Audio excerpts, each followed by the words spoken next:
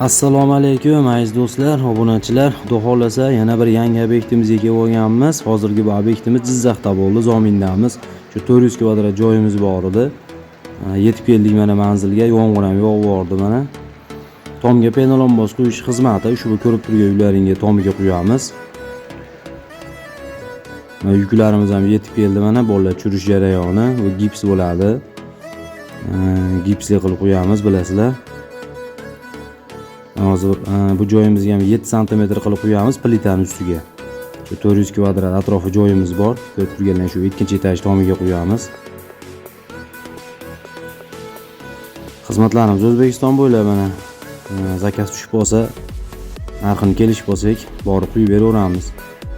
Kattaroq kvadratlar bo'lib qolsa, endi bizga shu bitta sharoiti bo'ladi, qolishimiz kerak bo'ladi. Agar joylar bo'lsa, bemalol bo'lsa, yotib 2-3 kun quyib berib chiqib ketamiz. Mana do'stlar, bu obyektimizni ham quyishni boshlab olganmiz. Tomni ichi xira, qorong'iligi uchun video syomkani yaxshi qila olmadik. Boricha qildik endi. Bu penalonboz haqida ozroq ma'lumot berib o'tadigan bo'lsak, buni asosan loy suvoqlarni o'rniga qo'yamiz yoki bo'lmasa yuqori bosilib qo'ygan loy suvoqlarni ustidan ham quyib bersak bo'laveradi. Tarkibida gips bo'ladi, sement bo'ladi, penasi bo'ladi. Shularning aralashmasi bir boshdan quyilaveradi.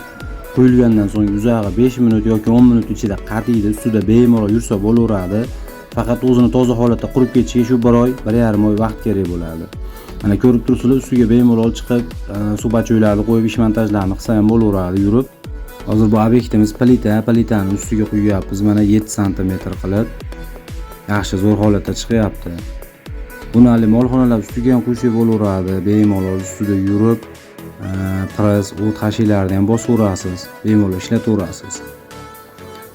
Mana hozir ko'ryapsizlar, mana qattiqligi ham yaxshi, a'lo darajada. Kimga shunaqa xizmatlar kerak bo'lsa, ekranda nomer qoldiramiz, telefon qilaverasizlar. Bizning manzil Farg'ona, xizmatimiz O'zbekiston bo'ylab. Sifatli, mustahkam qilib qo'yib beramiz. Rahmat qilinglar.